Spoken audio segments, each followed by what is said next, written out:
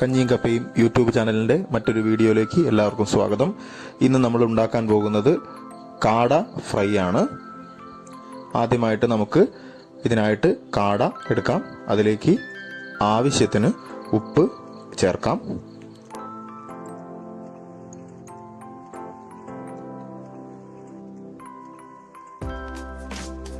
അല്പം മഞ്ഞൾപ്പൊടി ചേർക്കാം. അടുത്തതായിട്ട് മുളക് പൊടി നമുക്ക് ചേർക്കാം.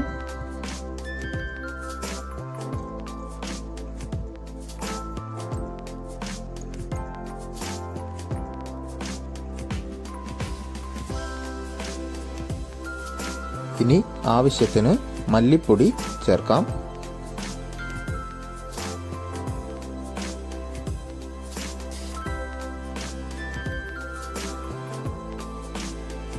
ഇനി നമുക്ക് ചിക്കൻ മസാല ചേർക്കാം.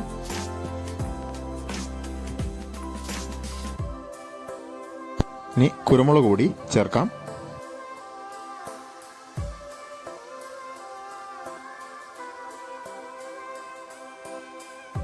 അടുത്തതായിട്ട് കോൺഫ്ലോർ ചേർക്കാം.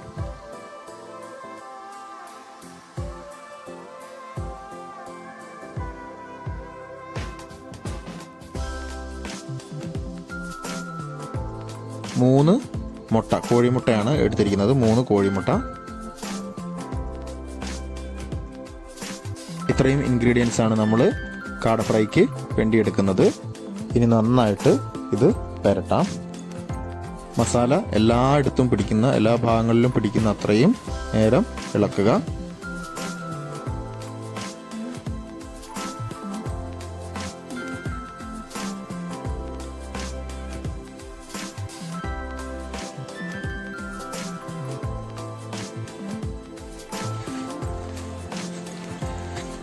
നമ്മുടെ മസാല നന്നായിട്ട് കാടയിൽ പറ്റി പിടിച്ചിട്ടുണ്ട്, നന്നായിട്ട് പിടിച്ചിട്ടുണ്ട്. ഇനി നമുക്കിത് കുറച്ച് നേരം മാരിനേറ്റ് ചെയ്യാൻ വേണ്ടി വെക്കാം. മിനിമം ഒരു 15-20 മിനിറ്റ് എങ്കിലും ഇത് ഇങ്ങനെ തന്നെ വെക്കണം. എങ്കിൽ മാത്രമേ ഇതിൽ നന്നായിട്ട് അതിൻ്റെ മസാല ഇറച്ചിയിൽ പിടിക്കുകയുള്ളൂ. ഒരു അരമണിക്കൂർ വെക്കുകയാണെങ്കിൽ അത്രയും നല്ലത്.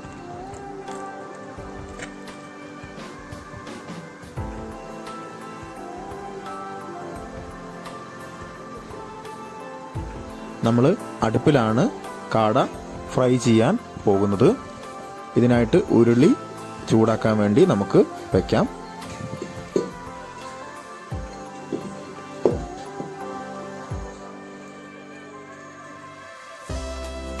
വെളിച്ചെണ്ണയിലാണ് നമ്മൾ കാട ഫ്രൈ ചെയ്യുന്നത്. വെളിച്ചെണ്ണയിൽ ഫ്രൈ ചെയ്ത് കഴിഞ്ഞാൽ ഒരു പ്രത്യേക ടേസ്റ്റാണ്. അതുകൊണ്ട് നമ്മൾ ഓയിലോ അതിനൊക്കെ പകരം നമ്മൾ പ്യുവർ വെളിച്ചെണ്ണയാണ് നമ്മളിവിടെ എടുക്കുന്നത്. എണ്ണ ചൂടായി കഴിഞ്ഞു. ഇനി ഇതിലേക്ക് നമുക്ക് നമ്മുടെ മാരിനേറ്റ് ചെയ്ത് വെച്ചിരിക്കുന്ന കാട ഓരോന്നായിട്ട് ഇടാം.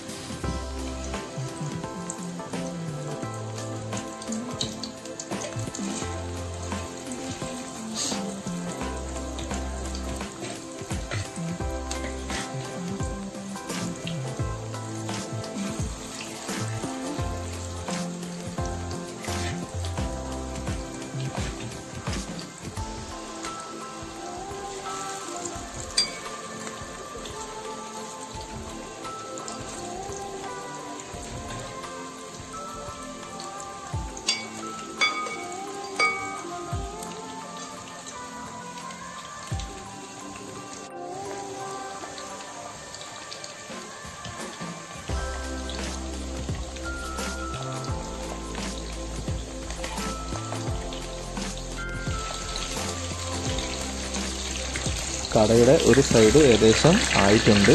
നമുക്കിത് മറച്ച് ഇടാം. നന്നായിട്ട് ആവുന്നുണ്ട്.